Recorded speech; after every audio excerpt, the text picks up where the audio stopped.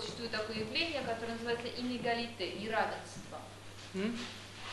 Inégalité seems to be so normal in French music that it is applied everywhere, and the most simple rule says, at least that's what people think, that you should just lengthen of two equal notes. You should lengthen the first and shorten the second.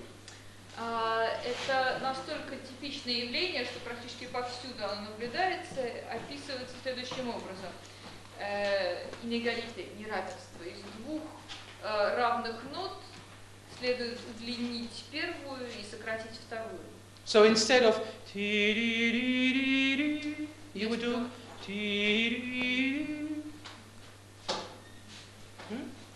instead of having them equal, you would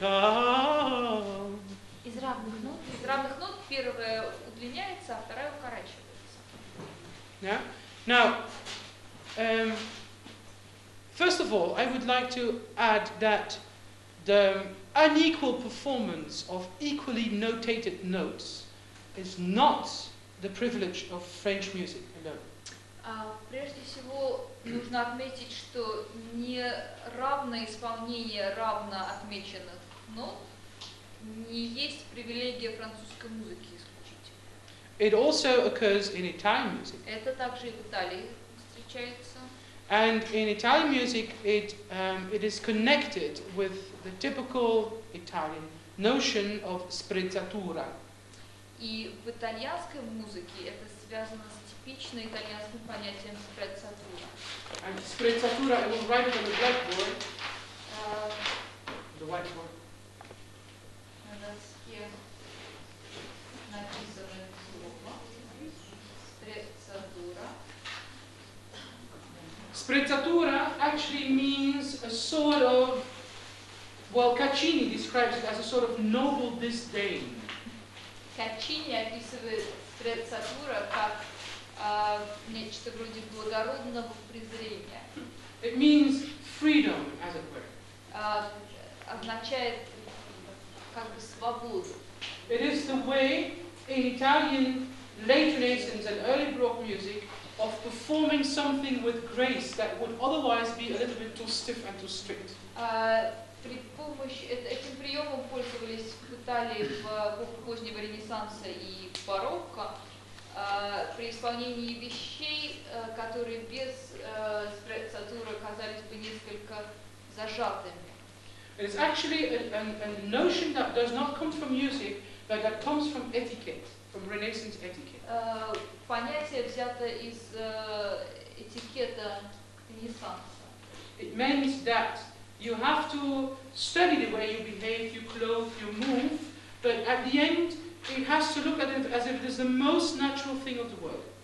Смысл заключался в том, что необходимо специально учиться двигаться и одеваться, но стараться, чтобы в конечном итоге это выглядело как будто все это совершенно естественно, ваше поведение и манера одеваться. So it goes together with this whole Renaissance ideal of the courtier. Все это связано с Ренессансом идеалом придворного. It was also, by the way, and it's then transposed to music by Caccini around 1600, and by Caccini it gets another interpretation. It means don't follow the notes too strictly, just sort of sing around them and let them sound as if you were improvising them on the very spot. Это понятие из этикета переносится в музыку Каччини примерно в 1600 году, и он предлагает не слишком сильно следовать написанным нотам, а как бы петь вокруг них и делать так, чтобы это звучало словно певец прямо на ходу или исполнитель на ходу импровизирует.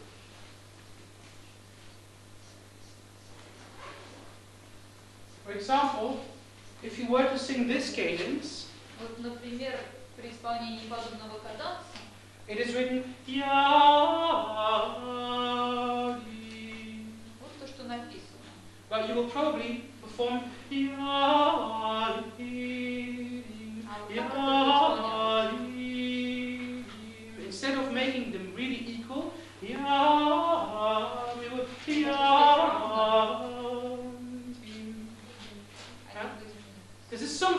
cannot write really. Это нечто, что невозможно на самом деле записать. Because the degree of irregularity is just too refined to fix in notation. Игра вот этих неправильностей слишком тонка, чтобы можно было ее зафиксировать на письме. But if you were to write it out, you would probably write something like that. Если попытаться это изобразить, то может быть как-то вот так вот это будет.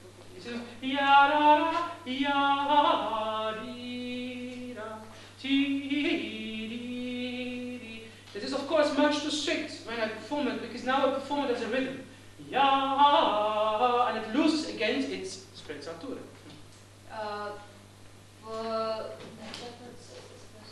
So if I write it out and I perform it as I see it, I would be inclined to perform it in a rhythmical way. Но если это записать таким образом, то появляется соблазн исполнить этот кусочек в ритме. And again, it loses then its aspect of sprezzatura. И таким образом спрецатура исчезает. So I don't write it out, and I still write this, but I perform something that goes close to this. Поэтому спрецатура не изображается на письме и записывается вот таким образом, но исполняется на самом деле нечто вроде этого. Yeah, and Italians preferred not to write it out. Итальянцы предпочитали не обозначать это на письме. It's only Caccini who demonstrates imitation. Только Каччини на письме продемонстрировал. But the principles are explained in other treatises. Но принцип спрецатуры и в других трактатах объясняется. And the general principle for Italian inégalité, as it were, И общий принцип для, так сказать, итальянского инегалите, неравенства, is that you would, from any group of notes that you consider to be a unity, заключается в том, что из любой группы нот, которую вы воспринимаете как нечто единое, the principle is that you start slow, you speed up, and you arrive ahead of time at the end. Заключается в том, что вы начинаете медленно, потом ускоряетесь и заканчиваете немного раньше положенного времени. So instead of la la la la la la la, you would do ya la la la la la. That means you start with a long note. Начинаете с долгой ноты. Then you have to hurry because you're behind schedule. Вы торопитесь, потому что вы опаздываете. You speed up so much that you're ahead of time. Торопитесь, что подходите к концу раньше. But then you have to wait on the last note. Но тогда вам придется ждать на последней ноте. Yeah? Now, if you apply that to a group of 4 notes, indeed, what you get is instead of la ti ra ra la, you get ya la ra ra la. If you write it out, and there we are again with our example here.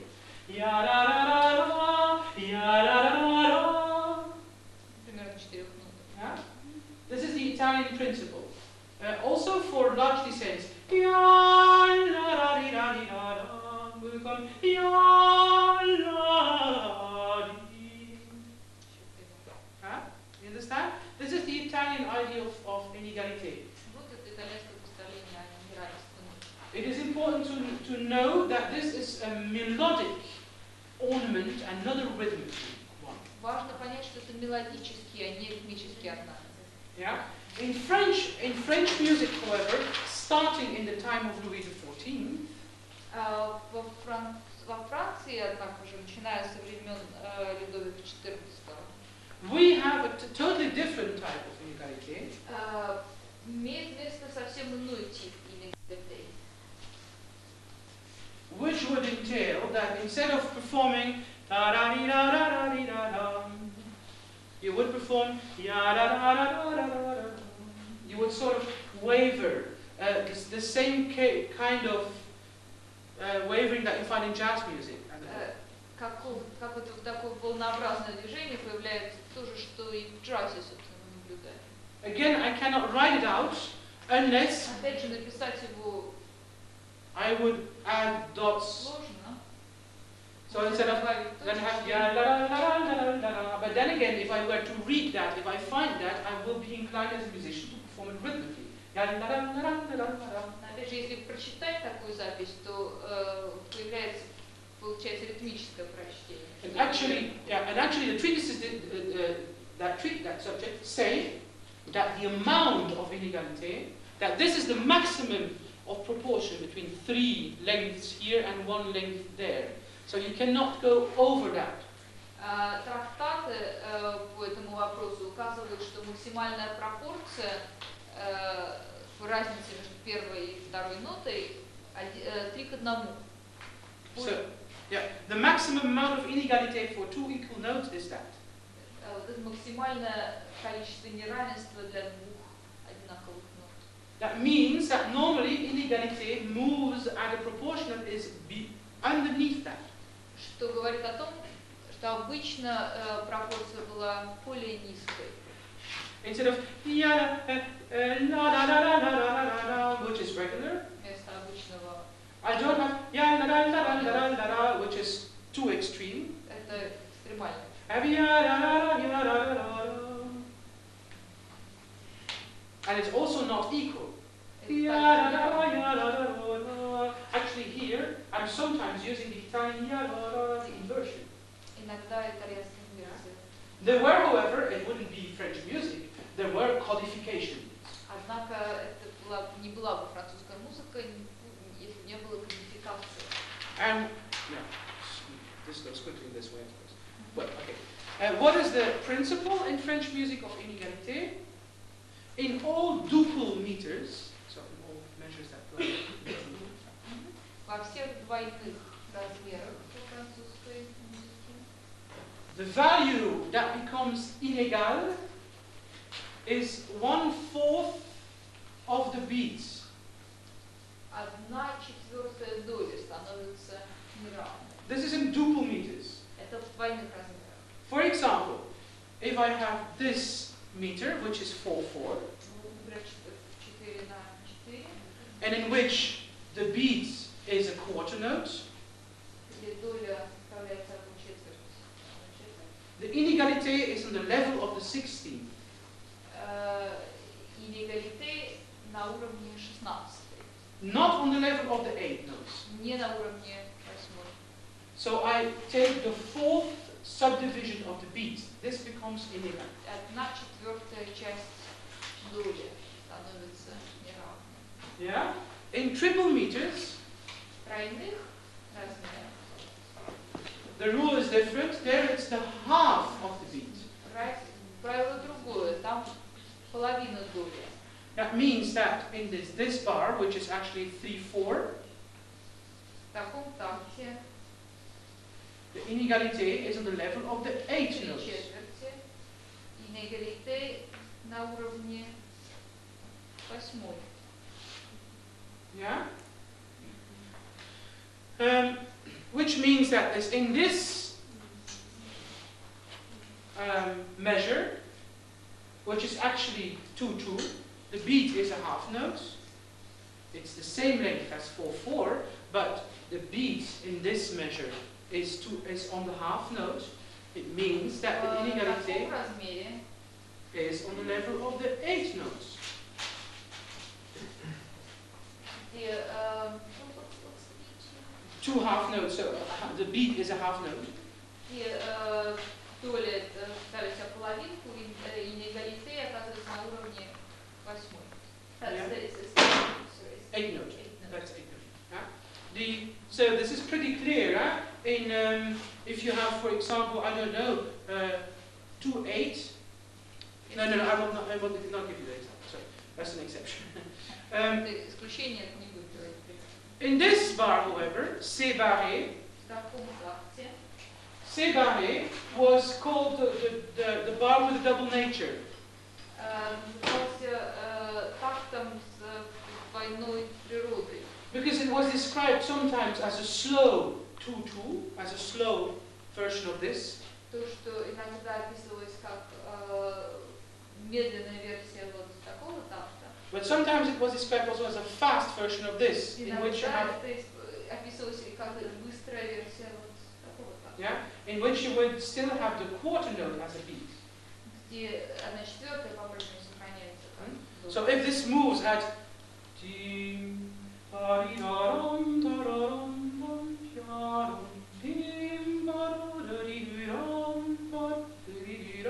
I'm singing 16 notes.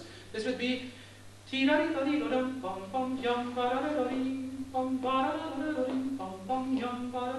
that's 2/2. But now here I have which I can steal the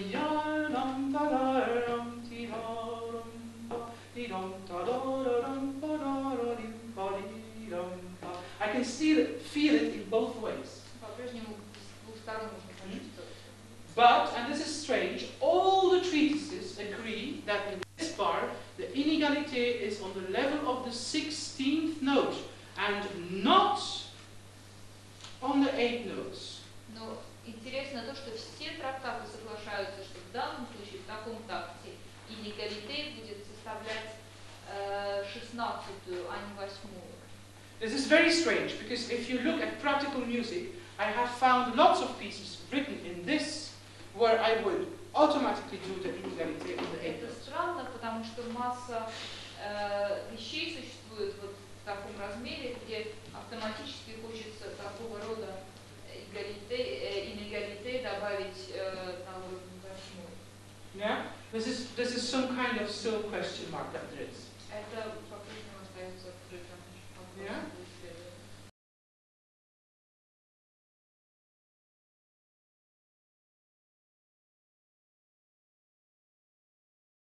Okay, but having said all this, having given all the, and there's more differences. The next difference is that in the specific style of playing the basso continuo, but we'll hear that when my wife arrives next week. Next week.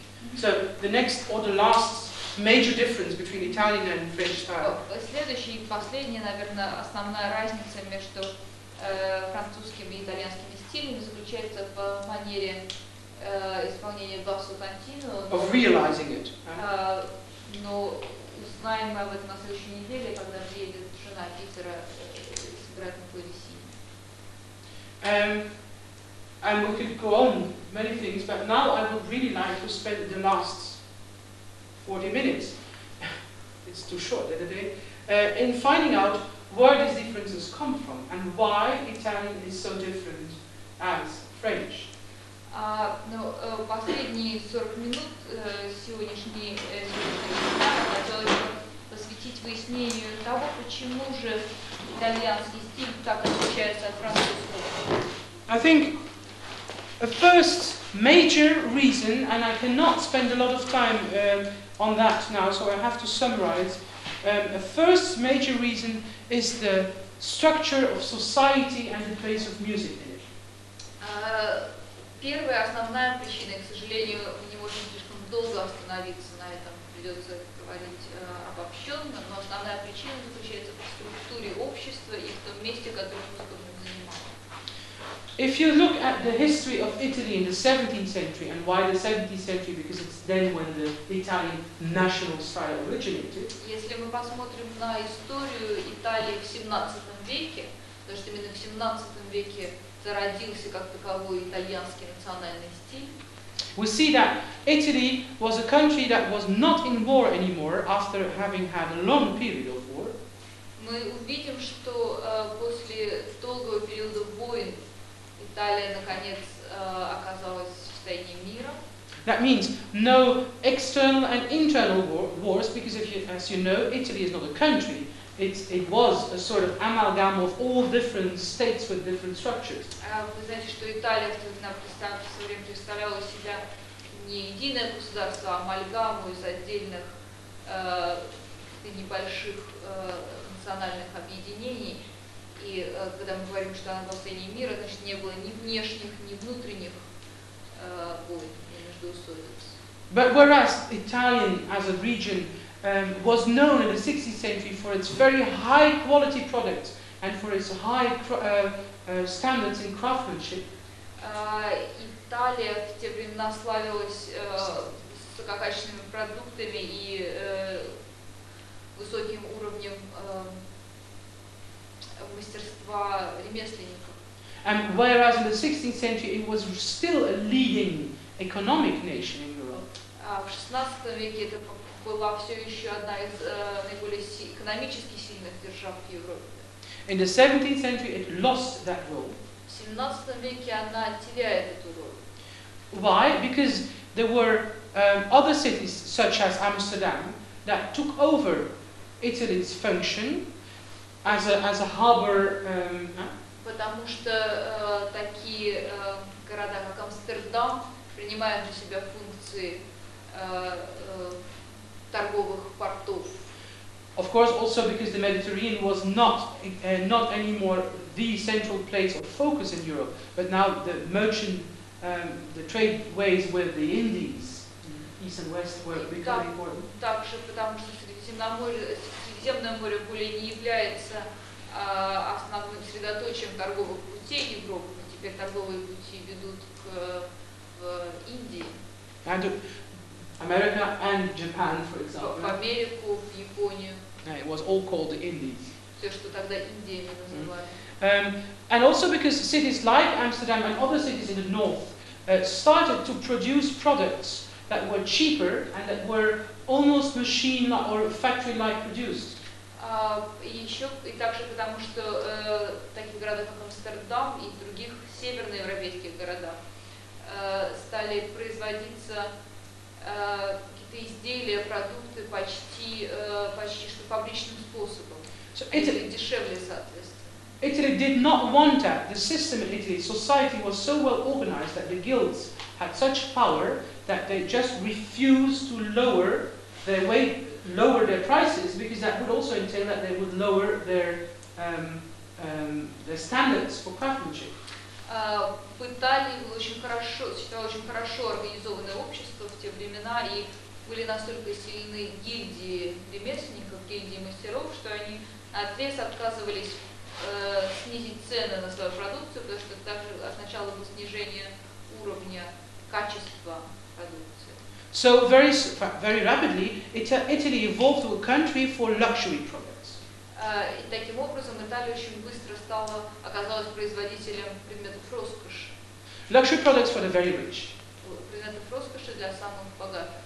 So two things typify Italy in the 17th century. First, that they wanted politically to maintain the balance as it was. Таким образом, два параметра определяют Италию в XVII веке. С одной стороны, политически она стремилась сохранить существующий баланс. Please, no war. Пожалуйста, без войн, хотели избежать войны. Secondly, they wanted to specialize in high quality products. И кроме того, Италия специализировалась в высококачественной продукции. There was a third element. Третий элемент. Counter-reformation. Контрреформация.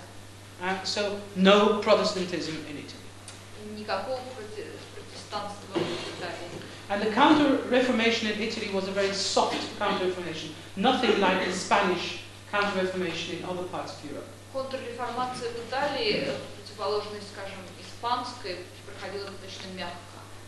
The concept of tourism is really invented in Italy in the 17th century. Концепция туризма на самом деле изобретена в Италии в XVII веке. Every rich man or woman, or family as a whole, traveled to Italy to spend, or to have a sort of the grand tour, which was the concluding part of your education before you got a function.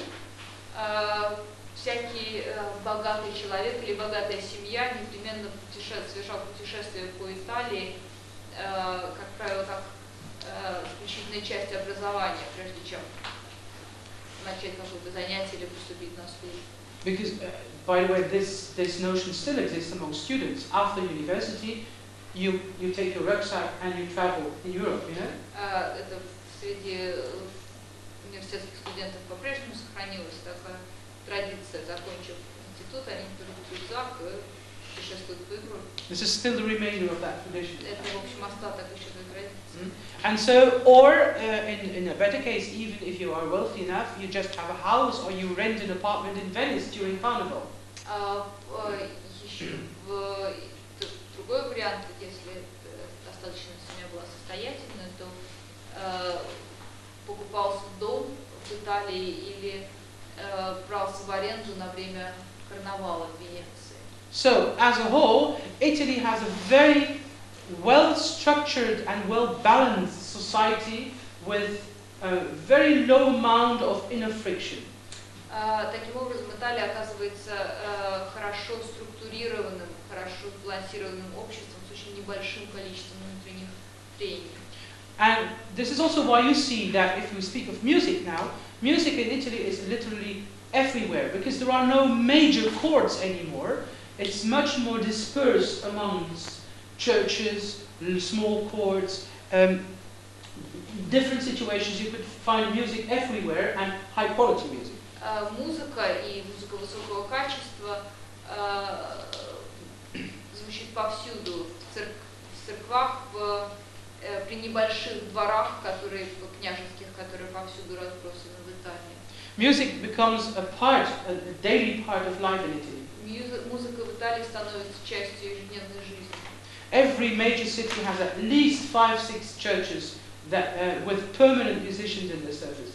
В каждом крупном городе как минимум 5-6 церквей находится с постоянными музыкантами и певцами. The training of musicians was regulated by the guilds and organized by the guilds. Обучение музыкантов организуется гильдиями. And for those special situations, there were even additional institutions such as the orphanages and the ospedali in Venice and the conservatori in Naples, where professional musicians were really trained. So for special, apart from the guild system that provided musicians, there were even special institutions, specialized institutions. In Venice we have the ospedali, and in Naples we have the conservatori. Помимо гильдий, которые занимались образованием музыкантов, существовали специальные заведения, которые готовили музыкантов. Ospedali in Venice, Венеции и conservatori in Naples. Both meant, in fact, both were orphanages. На самом деле, то и другое заведение представляло из себя приют сиротский. Because ospedale means hospital, if you translate it more literally. Ospedale в переводе означает госпиталь. So guest house, literally translated. И этимологически странноприемный дом. Whereas conservatorio is a place where you keep, where you conserve people. А консерватория это место, где вы держите и сохраняете людей. It's only later that they trained those people in Venice, that were all girls and Naples all boys. It's only later that they trained them as professional musicians. И впоследствии стали питомцев в Венеции, это были только девочки, в Неаполе только мальчики, стали тренировать, обучать как профессиональных музыкантов. So that means that in Italy, music was part of the entire society, of every layer of society. There was no gradation or not much gradation. Everybody had access to music. Таким образом, в Италии музыка как бы принадлежала всему обществу, не было социальной градации как таковой. Каждый член общества имел так или иначе доступ к музыке. It was part of the enjoyment of life in Italy. Эта музыка составляла часть радости жизни в Италии. Because it had to serve so many, or it was played in so many different circumstances. В таком разнообразии ситуаций она исполнялась. In most cases, it was just, and because there were so high crafts and artistic criteria. И потому что критерии мастерства были настолько высоки. Music was basically played for the music itself. Что музыка в сущности исполнялась ради музыки. I have not found a lot of Italian music that is specifically composed to a specific person, to honor a specific person. Не так много есть итальянских произведений, написанных в честь какой-то особой. Also in the good, between quotation marks, Catholic tradition, the mass music is music that you should enjoy. The whole concept in Catholicism at that time was that there are beautiful images, beautiful music, lovely smells, and that it sort of gives you a sort of high feeling. Кроме того, в католической традиции музыка для мессы предназначалась для того, чтобы особое приподнятое состояние создавать. И концепция католичества в те времена заключалась в том, что вот это сочетание прекрасной музыки, прекрасных образов, благовоний, курящихся в церкви, это такое состояние транса вызывало у людей. We see that in Protestant countries the situation is very different. Мы видим, что в странах протестантских, конечно, ситуация совсем иная. There you are instructed by music. В странах протестантских музыка исполняет дидактическую роль. In Italy you're not instructed at all, you just enjoy it. А в Италии вы просто слушаете музыку, получаете удовольствие, никакой воспитательной цели она не имеет. Yeah. So as opposed to that, France. And the other thing is, politically as a whole, Italy did not mean a lot anymore. So I have said that, I think. Политически, экономически Италия больше более не являлась великой державой к тому моменту. It becomes the pleasure garden of Europe. Это превращается в такой сад развлечений. France, on the contrary, is a country that comes out of terrible wars in the 16th century and is devastated. Франция же, напротив, разорена страшными войнами, которые происходили в XVI веке. And to organize this new country, you see that the four Bourbon kings, kings of the 17th century, really try to centralize France again and to build it or to direct it or to construct around Paris and the French court. И 4 короля царства из династии Бурбонов, которые царствуют в 17 веке во Франции, пытаются как-то ее централизовать, объединить страну, структурировать вокруг Парижа. Almost all the French 17th century music that we know has been or was composed in function of the court. It's court music. Практически вся французская музыка 17 века так или иначе связана с королевским двором. There's almost no other music that we know of that was not written for the court. Практически не знаю никаких произведений, которые не были предназначены для исполнения при дворе. It's very hard to think of examples.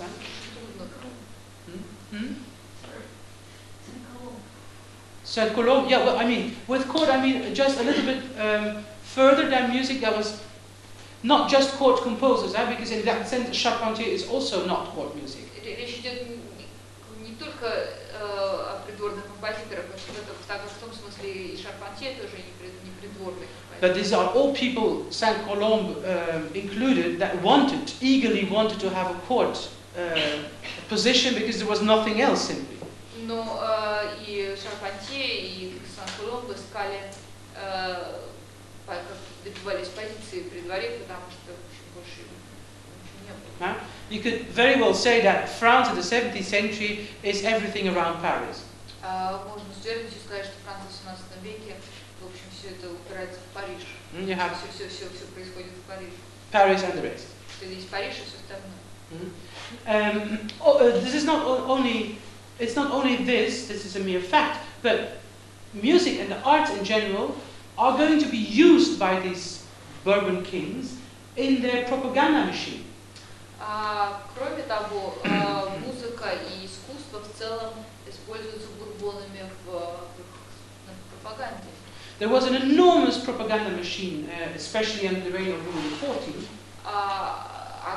Пропаганда была развернута огромная, особенно в царстве Людовика XIV.